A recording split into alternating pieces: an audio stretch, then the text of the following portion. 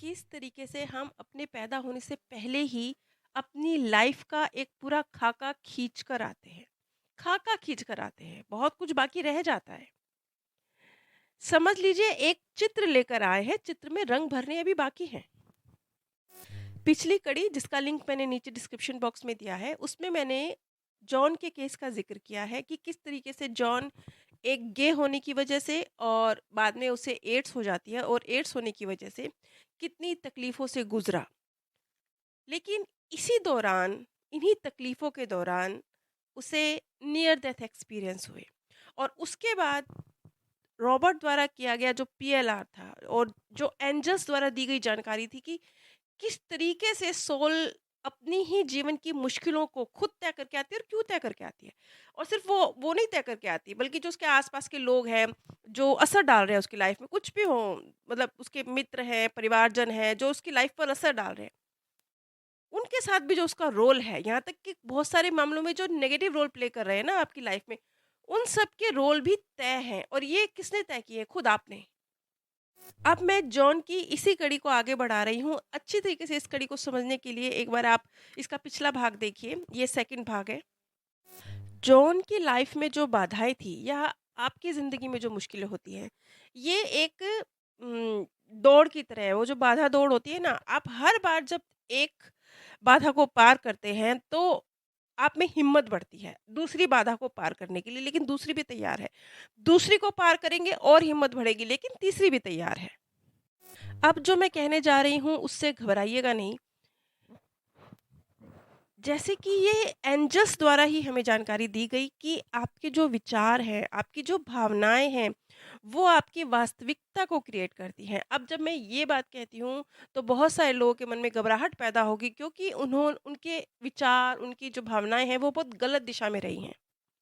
लेकिन बिना घबराए इस बात को समझिए कि ये कुदरत की तरफ से दिया गया गिफ्ट है।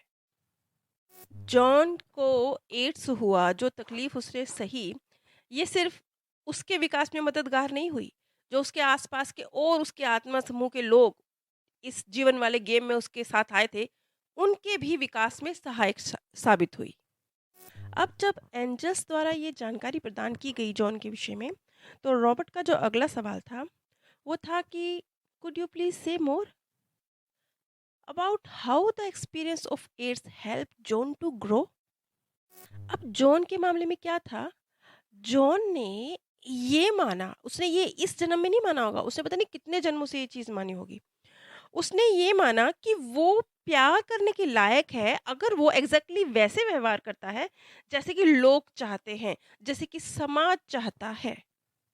आप ज़रा ध्यान दीजिएगा, जहाँ पर भी शर्त आ जाती है ना, वहाँ पर से प्यार गायब हो जाता है। थोड़ा ध्यान दीजिए, कहीं पर भी अगर शर्त आ गई, अगर आप अपने बच्चे को ये बोलते हैं कि बेटा मैं आपसे प्यार करूँगा लेकिन तभी करूँगा जब तुम क्लास में फर्स्ट आओगे, तो आपका प्यार गायब हो गया।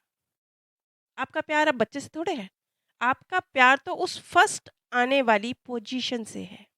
अगर बीवी अपने पति से बोले मैं आपको प्यार करूँगी लेकिन तब प्यार करूँगी जब आप मुझे इतना सारा पैसा देंगे, तो प्यार गायब हो गया। क्यों? क्योंकि अब आपको अपने पति से प्यार थोड़े है, आपको तो कितने अमाउंट में वो आपको पैसा दे रहा है, इससे प्यार है। अगर आप अपनी पत्नी से कहते हैं कि मैं आपको प्यार करूँगा अगर तुम थोड़ी-सी पतली हो जाओगी, अगर तुम ऐसा हेयर स्टाइल बनाओगी, यहाँ पर भी प्यार गायब हो गया। क्यों? क्योंकि तुम्हारी एग्ज़ैक्ट ऐसी फ़िगर होगी, ऐसे तुम्हारा स्टाइल होगा तब मैं तुमसे प्यार करूँगा। तो जहाँ पर भी शर्त आ गई वहाँ से प्यार गायब है। क्योंकि सच्चा प्यार होता ही बिना शर्त के है। जॉन ने खुद को सच्चा प्यार किया ही नहीं, पता नहीं इस जन्म से क्या कई जन्मों से नहीं किया होगा। उसने अपने साथ शर्त बाँध ली, उसने कहा नहीं मैं तो तब प्यार करने लायक हूँ, जब मैं ऐसे व्यवहार करूँगा। मैं एक पुरुष हूँ तो एक महिला से ही प्रेम कर सकता हूँ। मैं बिल्कुल परफेक्ट हूँ, तब जाके मुझे लोग प्रेम करेंगे। यहाँ पर उसने अपने आप से प्यार नहीं कर रहा है वो अपने आप से प्यार करने के लिए शर्तें रख रहा है। यानी दूसरे उसे स्वीकार करेंगे, वो दूसरों की अपेक्षाओं पे खरा उतरेगा तभी वो प्यार करने लायक है। और ये जो चीज़ है ये किसी भी आत्मा के जो विकास है, आत्मा के विकास को बिल्कुल खंडित कर देती है, ख़त्म कर देती है, बर्बाद कर देती है, विभाजित कर देती है। वैसे इस वक़्त जॉन के केस से हटकर जो मेरे विचार हैं, खुद को भी और दूसरों को भी प्यार करने का सबसे आसान तरीका है, आप बिना शर्त प्यार कर पाएँगे, जब आप अपने भी और दूसरों की भी सिर्फ़ खूबियों पर अपनी नज़रें टिका कर रखते हैं। अपने में या दूसरों में खूबियाँ ढूँढने से किसी का कोई फ़ायदा नहीं होने वाला, क्योंकि यहाँ पर फिर आप एक सवाल खड़ा करेंगे, फिर कहा जाएगा कि नहीं ये तो गलत है, यहाँ पर भी तो हम खूबियों से प्यार कर रहे हैं। नहीं, ऐसा नहीं है, क्योंकि जब आप किसी की खूबियाँ देखेंगे या अपनी खूबियाँ देखेंगी तो जो आपको अभी मैंने गिफ्ट की बात की थी कि कुदरत ने हमें हमारे विचारों का गिफ्ट दिया है, हमारी भावनाओं का गिफ्ट दिया है जो सत्य में कन्वर्ट होता है। वो जो गिफ्ट है वो ऑटोमेटिकली पॉजिटिव तरीके से काम करना शुरू कर देगा, ऑटोमेटिकली करेगा।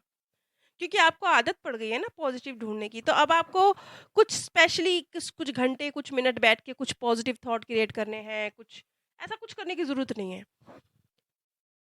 आदत पड़ गई है अपने अंदर और दूसरों के अंदर खूबियाँ ढूँढने की, तो अपने आप कुदरत की तरफ से दिया हुआ वो जो गिफ्ट है कि आपकी भावनाएँ, आपके विचार सत्य में कन्वर्ट होंगे, वो गिफ्ट अपने आप पॉजिटिव तरीके से वर्क करना शुरू कर देगा। इस पृथ्वी पर जितनी भी डर की, नफ़रत की, गुस्से की, अस्वीकृति की वाइब्रेशंस हैं, इन वाइब्रेशंस को आपकी वाइब्रेशन से मैच नहीं करना चाहिए। ये जो जीवन की मुश्किलें हैं ना, इन्हें ऐसे समझ लीजिए जैसे किसी बच्चे के अंदर से अगर झूले का डर निकालना हो, तो पहली बार उसे झूले पे से धक्का देना पड़ेगा। 1 बार देंगे, 2 बार देंगे, तीसरी बार तो उसे मज़ा आएगा, वो खुद ही झूले पे चढ़ के नीचे कूद जाएगा। अब हम जॉन के केस पर वापस आते हैं, तो जॉन का जो पूर्व जन्म रहा, क्योंकि जॉन का जो ये जो उसे एड्स हुई, ये सब जो उसने झेला, ये उसके विकास के लिए नहीं, उसके आस-पास के जो लोग हैं और भी उसके अपने, उनके विकास में भी सहायक बनेगा, इसे हम आगे समझेंगे। तो ये क्यों हुआ? क्योंकि पूर्व जन्मों में जॉन एक ऐसे धार्मिक महान व्यक्ति के रूप में है, जो कई बार अपनी ऊँची पदवियों की वजह से या खुद ही अपने गलत बिलीफ सिस्टम की वजह से या अपने पावर हासिल करने के लिए कैसे भी लोगों में गलत विचारों के बीज रोपित कर देते हैं। तो अब इस बात के लिए ज़रा केयरफुल रहिएगा कि अगर आप सोच समझकर किसी व्यक्ति के विचारों को गलत दिशा दे रहे हैं, गलत दिशा, जैसे कि जॉन ने किया, चाहे उसने धर्मगुरु होने के नाते किया हो, आज भी बहुत सारे धर्म हैं जो लोगों के विचारों को पॉजिटिव की बजाय नेगेटिव ट्रैक पर ले जाते हैं। तो ये जो कर्म होता है आपका, जैसे जॉन के सामने ये बीमारी बन के आया, डर बन के आया, किस तरीके से वो जूझा और फिर बाहर निकलेगा अपनी इस दर्द से।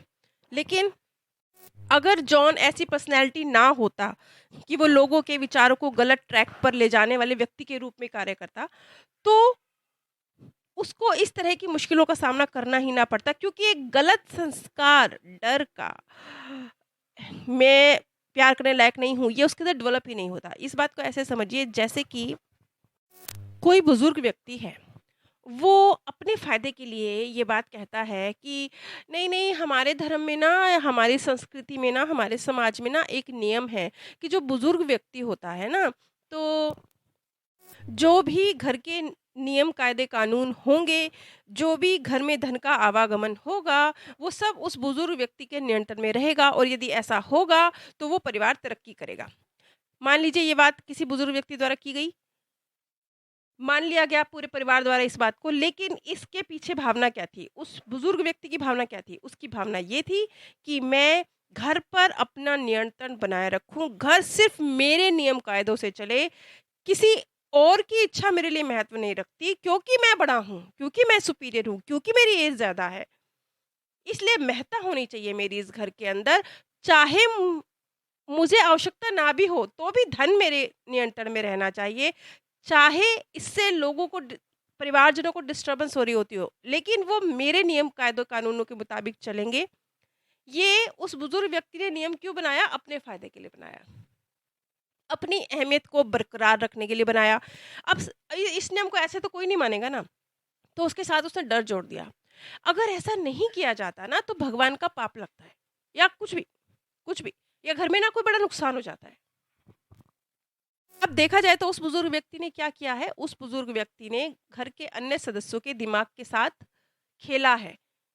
उन्हें डर दिखाया है कि घर में ना नुकसान हो जाएगा, भगवान का ना पाप लगेगा, और इस तरीके से डर बिठाकर उसने घर में अपना होल्ड स्थापित करने की कोशिश की है, जो बाद में एक मानसिक बीमारी के रूप में नेक्स्ट बर्थ में उस व्यक्ति के सामने, उस बुजुर्ग व्यक्ति के सामने उसका एक कर्म आ सकता है। और ये जो संस्कार था, ये जो भावना थी, ये जो उसका तौर तरीका था, उसे उसने अपनी संतानों में भी ट्रांसफर कर दिया है। हो सकता है अपने पिता से सीख के उसके बच्चे भी ऐसे ही करें। जॉन ने भी कुछ ऐसे ही किया था। उसने ना सिर्फ लोगों के मन में डर पैदा किया, बल्कि खुद भी उसी डर से चलना शुरू कर दिया। वो तो स्वाभाविक है ना, जो दोगे सो लौट के आएगा।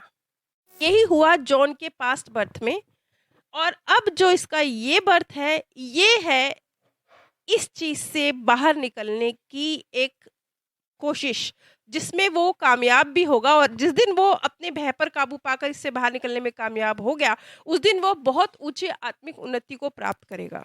अंत में रॉबर्ट एंजल से कहते हैं कि it sounds as though you said that the souls in John's soul group asked him and that he agreed to be the one with ads.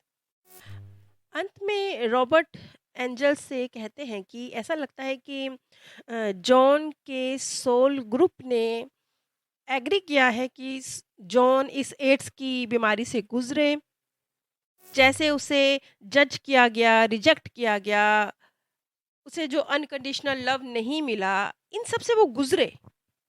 लेकिन क्या ये रिस्की नहीं था? क्योंकि ये भी तो हो सकता था कि अपने आसपास के माहौल में जॉन के अंदर का जो ये संस्कार है, ये और ज़्यादा डीप हो जाता। ये रॉबर्ट का सवाल था, एंजल्स थे, जो कि बिल्कुल जायज़ है। इसीलिए तो इस जो धरती नाम का प्लेनेट है, इससे इतनी, जब इस धरती पर उतरती हैं आत्माएं तो घबराती हैं, क्योंकि यहाँ पर उतरना भी एक जुए जैसा है। लेकिन इस जुए में सिर्फ एक हमारे साथ शील्ड होती है। शील्ड ये होती है कि एक स्तर के बाद, एक निश्चित स्तर तक जब एक आत्मा पहुंच जाती है, तो उसके बाद उसके और ज़्यादा गिरने से पहले उसको उसके मार्गदर्शक सोल वर्ल्ड में वापस ले जाते हैं। लेकिन पहले एक निश्चित स्तर तक आत्मा को पहुंचना होता है, उसके बाद ये कंडीशन होती है, ताकि आत्मा नीचे ना गिरे। ये एक शील्ड समझ लीजिए, एक जैसे बुलेट प्रूफ जैकेट होती है ना, बस ये ऐसे हम आत्माओं पर एक जैकेट है। जॉन के इसी केस को मैं अगली कड़ी में कंटिन्यू करूंगी, क्योंकि इस तरह के जो केस होते हैं उनमें बहुत डीप सवालों के जवाब दिए जाते हैं। इतना सरल ऊपर ऊपर से समझना आसान नहीं होता। क्यों? क्योंकि अगर आप ऊपर ऊपर से देखेंगे ना, तो आप जॉन के केस को देखेंगे, उसमें अपने आप को नहीं ढूंढ पाएंगे अगर ऊपर ऊपर से पढ़ेंगे। लेकिन अगर आप डीप में जाएंगे तो आप उसमें अपने आप को खोज पाएंगे और अपनी समस्या का हल निकाल पाएंगे। इसलिए मुझे 3-4 पार्ट में डिवाइड करके ये वीडियोस बनानी पड़ती हैं, ताकि मैं बात को सही तरीके से रख सकूं। प्लीज़ मुझे कमेंट के माध्यम से बताइएगा, क्योंकि वीडियोस लंबी होती जा रही हैं, पार्ट ज़्यादा होते जा रहे हैं। अगर आपको नहीं पसंद आ रहे तो मैं कोशिश करूँगी कम शब्दों में, छोटे से छोटी शब्दों में बात कहकर वीडियो को ख़त्म करूँ। नीचे डिस्क्रिप्शन बॉक्स में मैंने आप सभी के साथ इस वीडियो के फर्स्ट पार्ट का लिंक भी शेयर किया है, और जब मैं थर्ड पार्ट बनाऊंगी तो उसका लिंक भी शेयर करूंगी। आप सभी पर परमात्म सौंदर्य, प्रेम और आनंद सदैव बरसता रहे। आप सभी दिव्य परम धाम में स्थान प्राप्त करें।